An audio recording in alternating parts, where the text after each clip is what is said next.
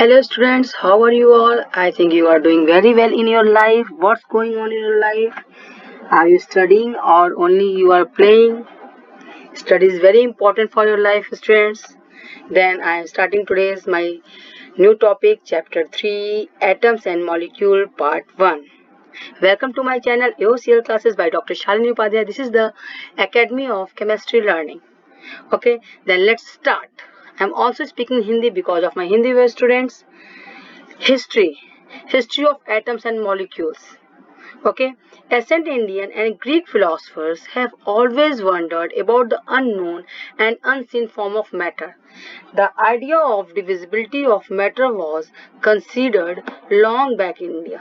तो जो हमारे ग्रीक फिलोसफर्स थे वो काफी मैटर क्या है इसलिए काफी वो उसके लिए वॉन्डर थे एंड उनके माइंड में हमेशा ये चलता रहता था कि क्या है मैटर, मैटर किस चीज से मिलकर बना है और इसकी डिविजिबिलिटी अगर इसको कट करें तो क्या डिवाइड होगा, क्या मतलब मैटर है, मैटर हर ऑल राउंड हर जगह है आपके आसपास सब सराउंडिंग में, तो ये क्या डिविजिबल है। तो the idea of divisibility of matter was considered long back in India around 500 BC, ठीक है, बिफोर क्राइस्ट। 500 बिफोर क्राइस्ट से ये चल रहा है कि क्या मैटर को डिवाइड कर सकते हैं।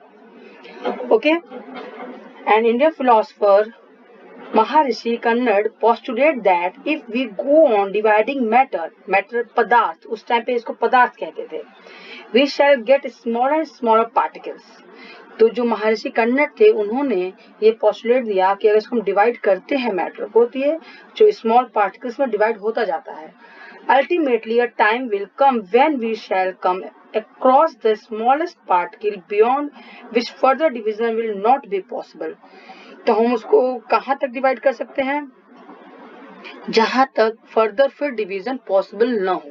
जैसे आप एक चौक ले रहे हैं, चौक को आप डिवाइड करते जाइए, ठीक है, एक छोटी सी आप चौक लीजिए, जितना भी आप एक फाइनली आप उसको मतलब कट किया, फिर उस कट जो छोटा हुआ फिर उसको फिर कट किया, फिर जो आपको उससे छोटा मिला उसको कट किया, ऐसे कट करते करते एक टाइम आएगा इतना माइन्यूट कि आप उसको कट नहीं कर सकते। ये तो है कि हम जो अपने नेकेड आई से देख सकते हैं, ठीक है। तो ऐसे ही इन्होंने पदार्थ को मैटर को डिवाइड करके देखा, एक टाइम ऐसा आता है जिसके बाद आप नहीं डिवाइड कर सकते हैं, ठीक है, और जो फर्दर डिवीजन जिसका नहीं हो सकता है उसको इन्होंने नाम दिया पार्टिकल को परमाणु, ठीक है, परमाणु भी आपने सुना होगा। Okay, another Indian philosopher Pakuda Katayama elaborated this doctrine and said that these particles normally exist in combined form which gives us various forms of matter, ठीक है। तो इन्होंने ये बताया, जो आपका कटायामा थे इन्होंने इलेबोरेट किया कि जो पार्टिकल है नॉर्मली जो वो exist in a combined form which gives us various form of matter। तो ये जो आपके नॉर्मल छोटे पार्टिकल्स है वो मिल के एक साथ कंबाइन होते हैं और मैटर को फॉर्म करते हैं, मतलब मैटर का फॉर्मेशन होता है। ओके,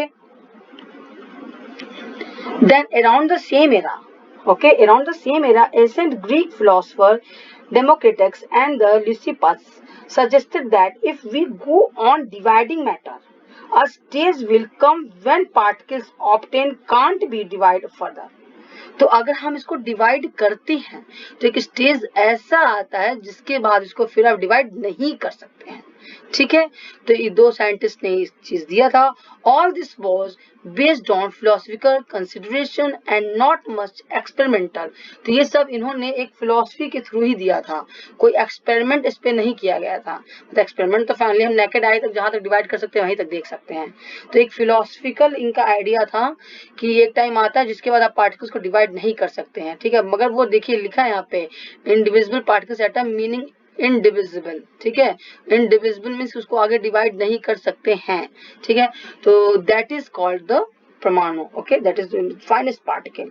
ओके, बट इसके लिए कोई एक्सपेरिमेंटल प्रूफ नहीं था, कोई एक्सपेरिमेंट इन्होंने अभी तक नहीं किया था, ठीक है। Experimental work to validate these ideas could be done till 18th century तक। Okay, by the end of the 18th century scientist recognise the difference between elements and compounds. तो क्या एलिमेंट्स हैं और कंपाउंड्स में डिफरेंस 18th century तक इन लोगों के mind में ये आया था। And naturally become interested in finding out how and why elements combine and what happen when they combine. Combine.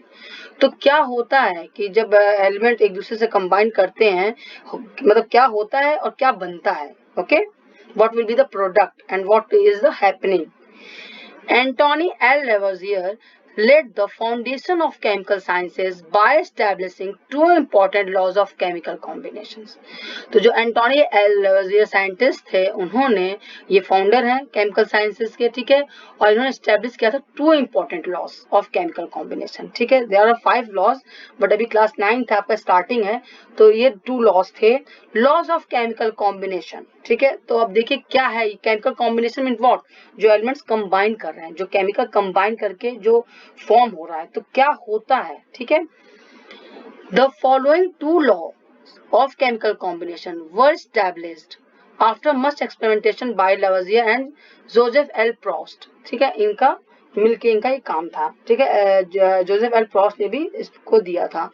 तो अब ये क्या होता है, तो इसके लिए हम एक एक्टिविटी परफॉर्म करेंगे। तो first is the law of conservation of मास। आप क्या समझ रहे हैं, लॉ ऑफ कंजर्वेशन, कंजर्वेशन का मीन्स कोई चीज कंजर्व करके रखें, मीन्स लॉस नहीं हो रहा है। ठीक है, ऑफ मास, मास का, मास कंजर्व है, तो लॉ ऑफ कंजर्वेशन ऑफ मास।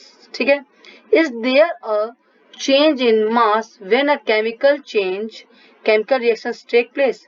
तो अगर केमिकल रिएक्शन होता है तो क्या कोई चेंज होता है कंपाउंड्स में, या जो हमने स्टार्टिंग मटेरियल लिया ए एंड बी अगर मिक्स कर रहे हैं और अगर सी फॉर्म हो रहा है, तो अगर ए बी से सी फॉर्म हुआ तो ये जो केमिकल चेंज हुआ, तो क्या इसमें कुछ मास का भी चेंजेस होते हैं। तो ये हम एक्टिविटी परफॉर्म करेंगे और इससे आप इस कंक्लूजन पे पहुंचेंगे कि क्या होता है, what happening. Take one of the following sets x and Y.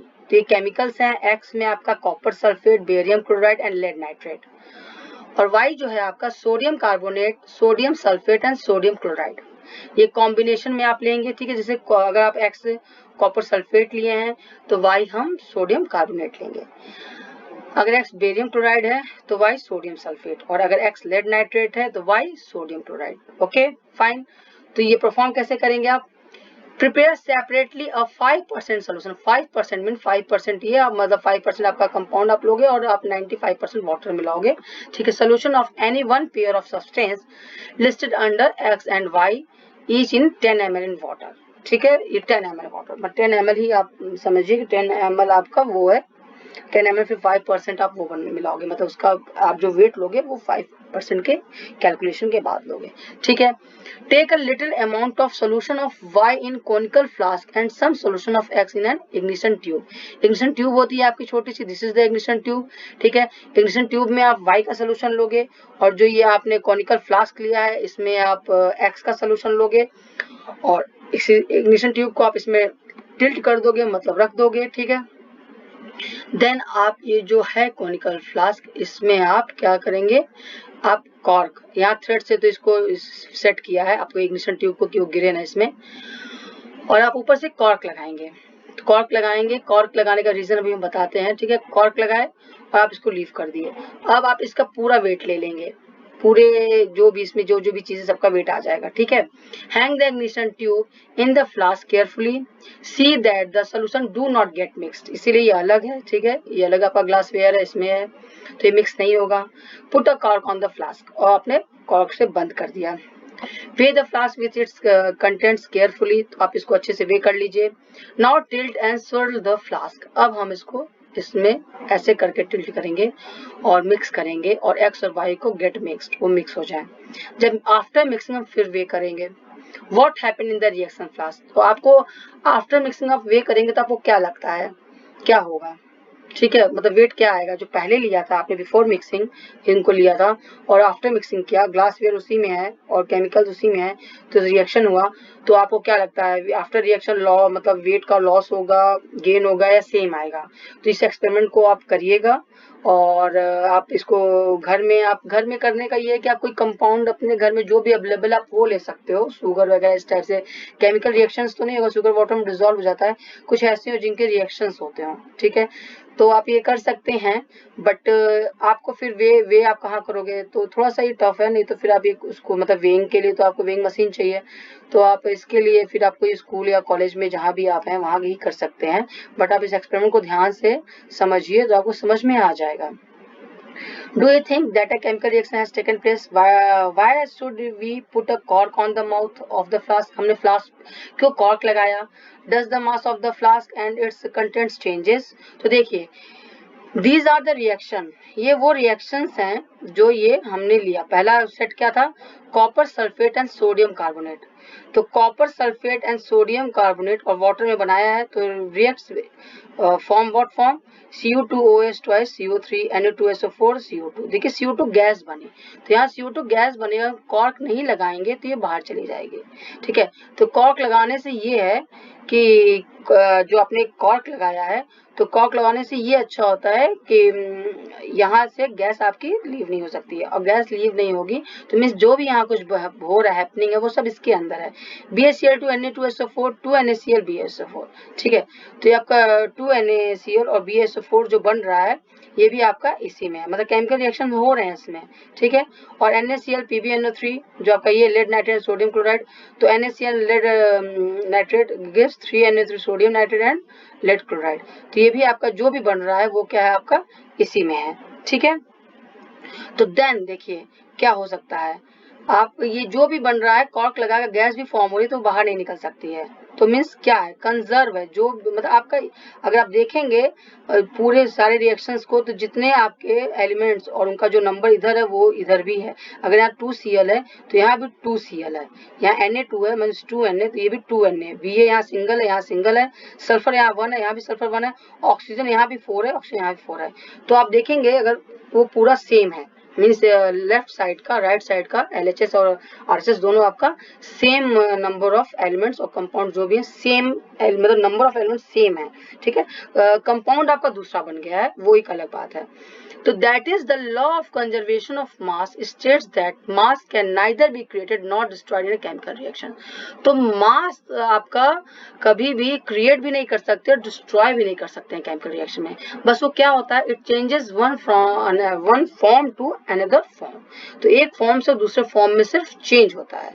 ठीक है, the next is the law of constant proportion. तो 2 लॉज इन्होंने दिए थे. तो एक तो हो गया आपका लॉ ऑफ कंजर्वेशन ऑफ मास, जिसमें मास आपका कंजर्व रहता है, और second is the law of constant proportion. तो लॉ ऑफ कांस्टेंट प्रोपोर्शन जो है आपका, उसको लेवेजियर ने दिया था. लेवेजियर along with other scientists noted that many compounds were composed of 2 or more elements and each compound had the same elements in the same proportion irrespective of where the compound came from or who prepared it. Okay, तो ये law of constant proportion, proportion is what, ratio.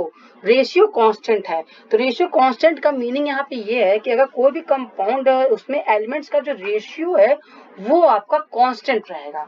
ठीक है, तो constant रहने का means what, in a compound such as water. जैसे water का formula होता है H2O, मतलब 2 हाइड्रोजन एटम और 1 ऑक्सीजन का कॉम्बिनेशन है वाटर. ठीक है, H2O. तो द रेशियो क्या हुआ, हाइड्रोजन और आपका ऑक्सीजन का बाई मास. तो हाइड्रोजन का आपका होता है एटॉमिक वेट 1 और ऑक्सीजन का एटॉमिक वेट होता है 8. तो आप अगर देखेंगे H2O, ठीक है, तो आपका ये जो रेशियो हुआ H2O, तो हाइड्रोजन और इसमें हो जाएगा आपका H आपका 2 है तो मीन्स 2 और oxygen O 2:8. Okay, then thus if water 9 gram of water is decomposed means अगर हम ब्रेक कर रहे हैं 1 gram of hydrogen and 8 gram of oxygen are always obtained. अगर हम कभी भी ब्रेक करते हैं, आप समझ रहे हो, कभी भी हम अगर ब्रेक करते हैं 9 ग्राम वाटर लें या 1 ग्राम लें, फाइनली मीन्स आप समझिए जैसे H2 है, तो H2 अगर आपका H2 है मीन्स आपका वाटर है, तो वाटर आपका वो कहीं का भी है, मतलब वो आप वाटर टैप वाटर लीजिए, आप ग्राउंड वाटर लीजिए, आप रिवर वाटर लीजिए, हर जगह अगर वाटर को आप स्टडी करने जाएंगे तो उनका जो रेशियो, आप ऐसे रेशियो देखिए, यहाँ तो बाई मास दिया है, अगर आप नॉर्मल रेशियो देखेंगे H2O तो 2:1. ठीक है, और बाई वेट देखेंगे तो उनका एटॉमिक वेट का रेशियो आप देखेंगे. ठीक है, वो भी आपका हर जगह, क्योंकि H2O अगर है तो हर जगह H2O ही है, कहीं भी उसका रेशियो नहीं चेंज होगा. अगर रेशियो आप चेंज करेंगे, जैसे H2O को अगर हाइड्रोजन ऑक्सीजन का रेशियो चेंज करेंगे, H2O2 कर देंगे अगर उसको आप, तो पेरोक्साइड हो जाएगा. जहां आप एलिमेंट्स का कंपाउंड में रेशियो चेंज करेंगे वहां वो कंपाउंड ना रह के दूसरा कंपाउंड फॉर्म हो जाएगा. जैसे कि आपका है अमोनिया.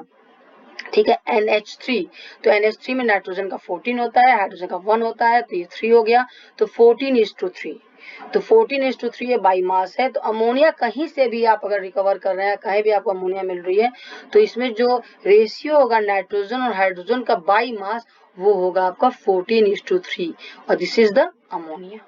ठीक है। और water is the H2O, means H2 का 2 एंड ऑक्सीजन का 8, तो इसका आपका जहां भी आपको मिलेगा ऑक्सीजन, आपका ऑक्सीजन 16 मीन्स O का H2O, हाइड्रोजन का 1, तो for 2 hydrogen that is 2 and oxygen is the atomic number is the 8 and atomic weight is the 16। तो 16 के लिए आपका 2:16 का रेशियो अगर आप करने जाएंगे तो ये 1:8 का रेशियो आएगा, दैट इज, ठीक है। तो दैट इज 1:8 मीन्स 2:16 आया, सिंप्लीफाई करेंगे तो दैट इज 1:8। तो वाटर का हर जगह आपका जो रेशियो आएगा वो एग्जैक्ट यही आएगा, ठीक है, 1:8 और 2:16। और अमोनिया का हर जगह आपका जहां भी आएगा 14:3 आएगा, कोई भी कंपाउंड होगा उसका एग्जैक्ट वही आएगा। This led to the law of constant proportion, which is also known as the law of definite proportion. Constant means भी constant means कोई चीज fix है, definite means भी fix है। This law was stated by Proust as in a chemical substance, the elements are always present in definite proportion by mass. ठीक है, element में जो आपका जो भी कंपाउंड है उसमें जो एलिमेंट्स हैं उनका जो प्रोपोर्शन होगा वो डेफिनेट होगा बाई मास। अच्छा, यहाँ मैंने आपको बताया था, डोंट बी कंफ्यूज, 8 जो होता है वो ऑक्सीजन का, मे बी आपको कुछ और समझ में आया, 8 is the oxygen atomic number, okay, and 16 is the atomic weight. तो बाई मास की बात कर रहे हैं तो एटॉमिक वेट लेंगे, ओके। हाइड्रोजन का एटॉमिक आपका 1, तो for 2 hydrogen it's 2 and oxygen का एटॉमिक वेट इज द 16, तो 2:16 का रेशियो है बच्चों, उसको सिंप्लीफाई करेंगे तो 1:8, ओके। जो हम स्टार्टिंग में बात किए तो हम एटॉमिक नंबर बात कर रहे थे, तो यहाँ हम एटॉमिक वेट के थ्रू लेंगे, तो डोंट बी कंफ्यूज। अगर कोई कंफ्यूजन हुआ हो तो I am clearing my points, ठीक है। तो 2:16 को आप सिंप्लीफाई करेंगे तो 1:8 आएगा, तो don't be confused, okay. Then the next point is, the next problem faced by scientists was to give appropriate explanation of these law. तो मतलब इसके लिए एग्जैक्ट क्या एक्सप्लेनेशन है कि ये डेफिनेट प्रोपोर्शन में है या कांस्टेंट प्रोपोर्शन में है, कैसे प्रूव करेंगे। British scientist John Dalton provided the basic theory about the nature of matter. तो इन्होंने बेसिक थ्योरी दी थी जॉन डाल्टन ने, ठीक है, मैटर के लिए। That is very famous scientist. Dalton picked up the idea of divisibility of matter, which was till then just a philosophy. और वो तब तक philosophy ही थी। He took the name atoms as given by Greeks and said that the smallest particle of matter are atoms. तो matter का जो सबसे छोटा पार्टिकल है, जो सबसे छोटा मीन स्मॉलेस्ट, वो है एटम, ये इन्होंने दिया था, ठीक है। पहले के साइंटिस्ट मान के चल रहे थे, बट इन्होंने इसको इसका आइडिया दिया, इसको एक्सप्लेन किया। His theory was based on the law of chemical combination. इनका जो थ्योरी था वो बेस्ड था लॉ ऑफ केमिकल कॉम्बिनेशन, जो भी हमने आपसे डिस्कस किया था। Dalton's atomic theory provided an explanation for the law of conservation of mass and the law of definite proportion. तो इनकी पूरी थ्योरी जो थी इन दोनों पे बेस्ड थी, जो दो हम अभी आपसे डिस्कस किए हैं, ठीक है। According to Dalton's atomic theory, all matter, whether an element, a compound or mixture, is a composed of small particles called atom. तो ये हम कई बार डिस्कस कर चुके हैं कि एटम का सबसे जो मैटर का सबसे स्मॉलेस्ट पार्टिकल है वो है एटम। और इनके पोस्टुलेट्स क्या थे? The postulates stated are, all matter is made up of very tiny particles called atom which participate in a chemical reaction. Means matter का वो सबसे छोटा पार्ट, सबसे छोटा पार्टिकल जो केमिकल रिएक्शन करता है, ठीक है। उससे मतलब जब तक वो केमिकल रिएक्शन करे, ये नहीं कि आप इतना फाइन कर दिए, आगे आपको आएगा, अभी तो स्टार्टिंग है, इलेक्ट्रॉन प्रोटॉन न्यूट्रॉन, जो ये नहीं कि प्रोटॉन पार्ट लेता है रिएक्शन में, ठीक है, पूरा एक एटम। तो एटम जो आपका है वो जो मेन इंपॉर्टेंट यहाँ पे ये पॉइंट है कि participate in a chemical reaction. तो सबसे छोटा पार्टिकल जो पार्टिसिपेट करता है, मीन्स जो भाग लेता है केमिकल रिएक्शंस में। Atoms are indivisible particles, atoms को फिर डिवाइड नहीं कर सकते। ये थ्योरी आगे जाके आपको थोड़ा चेंज मिलेगा आपको, बट जो उस टाइम पे दी गई थी, जो अभी आपको पढ़ना है कि डाल्टन ने क्या दिया था, वो यही दिया था। which can't be created or destroyed in a chemical reaction, और जो chemical reaction में न create किया जा सकता है न destroy किया जा सकता है atom को, ठीक है। Third point is atom of a given element are identical in mass and chemical properties। तो किसी फिक्स एलिमेंट में अगर हाइड्रोजन एलिमेंट की बात कर रहे हैं तो हाइड्रोजन एलिमेंट में सारे वहां पे हाइड्रोजन के ही एटम है, और हाइड्रोजन के एटम मतलब उनका मास फिक्स है, मतलब एक हाइड्रोजन का मास फिक्स है ना, और सबकी केमिकल हर पूरे हाइड्रोजन एलिमेंट की बात करें तो हाइड्रोजन ही वहां पर है, और सबकी मतलब सब हाइड्रोजन है तो सबकी केमिकल प्रॉपर्टीज सेम होगी। Fourth point is atoms of different elements have different masses and chemical properties। अगर different elements हैं, एक हाइड्रोजन है, एक ऑक्सीजन है, कोई नाइट्रोजन है, फ्लोरीन है, आयोडीन है, तो सबकी अलग अलग आपके क्या होंगे, मासेस होंगे, और सबकी केमिकल प्रॉपर्टीज भी अलग अलग होगी, इसीलिए वो अलग अलग हैं, एक नहीं है, सेम नहीं बोलेंगे। Atoms combine in the ratio of small whole number to form compound। और जो एटम है ये भी थ्योरी थोड़ी सी आगे चेंज मिलेगी बहुत हायर क्लासेस में, तो यहाँ पे एकदम बोलते हैं कि फिक्स रेशियो होता है और होल नंबर में होता है, तो whole number that is point, मतलब आगे जाके आप कुछ और पढ़ेंगे तो अभी 9th के लिए यही है। तो ये कंबाइन करते हैं होल नंबर में और ये कंपाउंड फॉर्म करते हैं। The relative number and kinds that is the 6th point, the relative number and kinds of atoms are constant in a given compound। तो जो इनका रिलेटिव नंबर होता है मतलब एक इस कांस्टेंट रहेगा किसी भी कंपाउंड, जैसे वाटर है तो वाटर का जो रेशियो 2:1 ही रहेगा, ठीक है। ये हम बाई मास नहीं कह रहे हैं, बाई नंबर कह रहे हैं, ठीक है ना। अमोनिया का NH3 तो 1:3 रहेगा, बाई मास आपको हम पीछे बता चुके हैं 2:16, और फॉर अमोनिया NH3 तो दैट इज 14:3, तो ये फिक्स रहेगा हमेशा। अब आते हैं हम इस पॉइंट पे, What is an atom? Atom क्या है? Have you ever observed a mason building walls? From these walls a room and then a collection of rooms to form a building। आपने कभी देखा है बिल्डिंग के जो वॉल्स होते हैं जिसमें ब्रिक्स लगे होते हैं वो किस टाइप से एक ब्रिक दूसरे ब्रिक कैसे कनेक्टेड होते हैं, कभी ऑब्जर्व किया है? What is the building block of the huge building? Building block क्या है उसकी?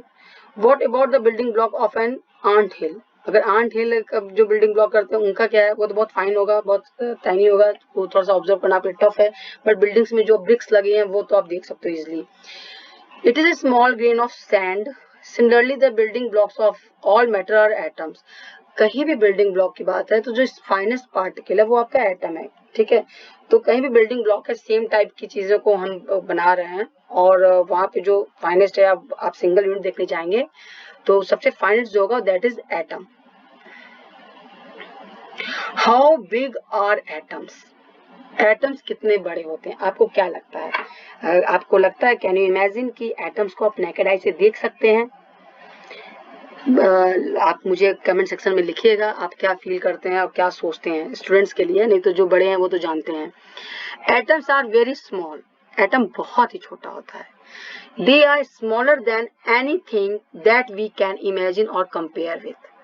तो आप जितनी चीजें माइंड में सोच सकते हैं, इमेजिन कर सकते हैं, और उन चीजों से आप कंपेयर कर सकते हैं, उन सबसे एटम छोटा होता है। More than millions of atoms when stacked would make a layer barely as thick as this sheet of paper. तो अगर हम कोई शीट ऑफ पेपर बना रहे हैं तो उसमें कई एटम होंगे, ठीक है, मतलब बहुत ही fine. We might think that if atoms are so insignificant in size, why should we care about them? तो आप ये सोच सकते हैं कि आप बच्चों के माइंड में ये आ सकता है स्टूडेंट्स के कि अगर एटम इतने छोटे हैं तो हम इसके लिए इतनी बात क्यों कर रहे हैं, इसके लिए इतना क्यों सोच रहे हैं। तो इसके लिए हम इतनी बात इसलिए कर रहे हैं, ये इतने छोटे हैं, इतनी छोटे छोटे से मिलकर पूरा आपका मैटर बना हुआ है।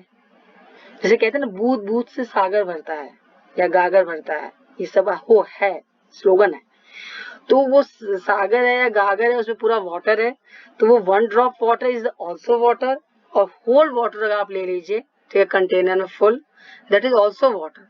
तो वाटर की जो प्रॉपर्टी है वो तो सिंगल जो मॉलिक्यूल है वाटर का उसी से है, फिर उसमें 1000 मिलियंस जितने भी मॉलिक्यूल ऑफ वाटर हो।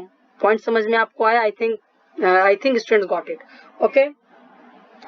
देन तो वो छोटे भी हैं मगर वही उनकी प्रॉपर्टी बताएंगे। पहले हम फाइन पे जाएंगे, आप होल में कैसे समझ पाएंगे, फाइन में आप प्रॉपर्टी जानेंगे तो समझेंगे हाँ होल सिस्टम की ये प्रॉपर्टी है। This is because our entire world is made up of atom. तो ये इतने फाइन है इनके बारे में, इसीलिए इतनी बात हो रही है क्योंकि जो हमारा पूरा वर्ड बना है ना वो एटम से ही बना हुआ है। ठीक है, तो आई थिंक आपको समझ में आ रहा होगा। अगर नहीं आ रहा तो you can ask in comment section. We may not be able to see them, हम उनको आंख से देख तो नहीं सकते हैं, okay, but they are there are constantly affecting whatever we do, मगर हम जो भी करते हैं उसका इफेक्ट पड़ता है। Through modern techniques we can now produce magnified images of surface of elements showing atoms, और जो मॉडर्न टेक्निक्स है उनके थ्रू हम कुछ मैग्नीफाइड जो सरफेस की पिक्चर है किसी भी आपके मैटर की सरफेस की पिक्चर्स हम निकाल सकते हैं। मॉडर्न टेक्निक है ये, आगे आपका सैम टैम ये सब है जिससे हम सरफेस देखते हैं कंपाउंड्स के, तो वो एक अलग टेक्निक है। ठीक है, वो आपका रिसर्च फील्ड है, वो मतलब आफ्टर एमएससी आप रिसर्च फील्ड में मेनली आप उसको एक्सपेरिमेंटली देख पाओगे। बट अभी आप ये समझिए कि that is the an image of the surface of silicon. तो इस जो सिलिकॉन है आपका एलिमेंट उसका ये सरफेस है। ठीक है, इस टाइप का सरफेस है। इस टाइप का सरफेस जब भी हमें मिलेगा हम कंपेयर करते हैं, कोई भी हम एक्सपेरिमेंट करते हैं तो हम कंपेयर करते हैं आपके बैक में जो दिया है गिवन है। तो ये सरफेस इसको सिलिकॉन का कैसे पता चला, पहली बार जब सिलिकॉन का सरफेस आपका स्टडी किया गया था तो वो आइडियल हो गया। जैसे स्केल है तो स्केल से आपने मेजर करते हैं 1 meter 2 meter, what is the 1 meter 2 meter, ये गिवन, ये आपको ये दिया गया है ना कि इतने लेंथ को 1 मीटर कहेंगे, फिर इतने लेंथ को 2 मीटर कहेंगे, मतलब फिक्स एग्जैक्ट, मतलब 1 को 1 + 1 2। तो ऐसे ही कोई चीज को स्टडी किया जाता है फिर उसको आइडियल बना दिया जाता है, फिर हम आगे जो देखते हैं, आगे आज आप सिलिकॉन की स्टडी करिए, आप उसका सरफेस देखिए, तो आप पिछला देखिए आप कैसे आप एक्सपेरिमेंट किए और आपने सेम टाइम कुछ भी आगे जाके हायर में अगर आप उसको देखते हैं तो आप कैसे मैच कराएंगे, आप पिछले जो गिवन है उससे मैच कराएंगे, देन यू कैन से कि हाँ दिस इज सिलिकॉन। और अगर आपका किसी से नहीं मैच कर रहा है तो मीन्स आप कुछ इन्वेंट कर लिए नया जो पीछे किसी से नहीं मैच कर रहा है, तो आप फिर you will get any prize for this, maybe Nobel prize. ठीक है, तो ये है, मैं आपको थोड़ा सा रिसर्च वे में भी ले जाती हूँ कि आपको थोड़ा सा माइंड आपका ओपन हो कि हाँ क्या है केमिस्ट्री में एटम्स मॉलिक्यूल या आगे जाके इसका क्या यूजेस हैं। सिर्फ आप बुकिश नॉलेज मत रखिए। ठीक है, यहाँ पे ये टेबल है जिसमें कि साइजेस दी गई हैं, क्योंकि एटम की बात करते हैं, atom is very fine very smallest, हम बहुत टाइम से कह रहे हैं। तो यहाँ पे रेडियस दिया गया है, तो atomic radius is measured in nanometers. Nanometers means 10⁹ nanometer. देखिए ये 1 meter is equal to 10⁹ nanometer. ठीक है, या 1 nanometer is equal to 10⁻9 meter. तो ये बहुत ही, मीटर सोचिए और 10⁻9 मीटर, मीटर में आप डिवाइड कर रहे हैं 10⁻9 का, मीन्स क्या हो रहा है ये 10⁻⁻9 मीटर, तो कितना छोटा होगा आप थोड़ा सोच तो सकते ही हैं। ठीक है, ये रिलेटिव साइजेस यहाँ दी हैं, 10⁻⁻10 for atom of hydrogen, 10⁻�9 for molecule of water, इतने ये छोटे हैं। ठीक है, आप can imagine students that is 10⁻⁸ molecule of haemoglobin and 10⁻⁴ ये है ग्रैन ऑफ सैंड, और जो एंट है ये आपके एंट हिल बन 10⁻² एंड 10⁻1 वाटरमेलन। ठीक है, एंट एंड एप्पल यहाँ दिया है, अच्छा स्टार्टिंग के बुक्स में यहाँ वाटरमेलन दिया था, एप्पल का दिया है, तो दैट इज 10⁻1। ठीक है, तो I think I am clearing my points. If you have any query you can ask in comment section. जो भी पॉइंट्स आपको न समझ में आए हों, अगर आप एक बार रिकॉल करना चाहिए तो हम आपको रिकॉल करा देते हैं कि आज के क्या क्या पॉइंट्स थे हमारे, तो हम 1 मिनट में फटाफट आपको रिकॉल करा देते हैं, जिससे आपको first thing is the history. तो हिस्ट्री में आपको पता है 500 BC तक बस इसके बारे में थोड़ा सा सोचना चल रहा था। फर्स्ट जो साइंटिस्ट थे फिलोसफर वो महर्षि कन्नड, उन्होंने पोस्टुलेट दिया था, पदार्थ नाम दिया था, बहुत स्मॉलेस्ट है। ठीक है, और जो आप काटते जाइए और फाइनली आता है परमाणु बनता है। फिर आपको ये कटयामा ने इलेबरेट किया था, ये डॉक्टर एंड डिग्री थी इनके पास, इन्होंने भी बताया कि जो मैटर बना है वो कॉम्बिनेशन ऑफ द एटम्स से बना है। फिर आपके ये डेमोक्रेटिक्स एंड ल्यूसिपस ने सजेस्ट किया था कि पार्टिकल सबसे एटम वो है जो इनडिविजिबल है। देन एंटोनी एल लेवजियर फाउंडर थे जो साइंस के, उन्होंने स्टेब्लिश किया था law of chemical combination.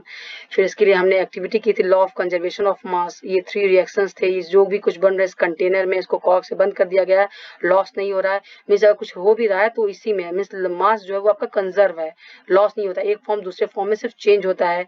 That is the law of conservation of mass. Constant proportion water H2O and ammonia, कहीं से भी आप लेंगे इनमें रेशियो सेम होगा। अगर रेशियो अलग होगा तो आपका दूसरा कंपाउंड है, इसका मतलब है, ठीक है। अगर इसका यही रेशियो है 1:8 और 14:3, दैट मीन्स कि that is water and ammonia.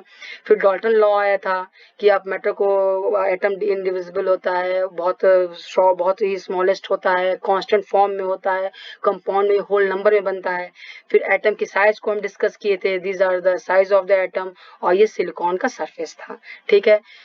So I think I am clearing my point. If you have any query, any question, you can ask in comment section. If you like my video, you can like, and if you want more videos from my channel, you can subscribe my channel and press bell icon for this. Thank you students. Have a very good day. Have a very bright future.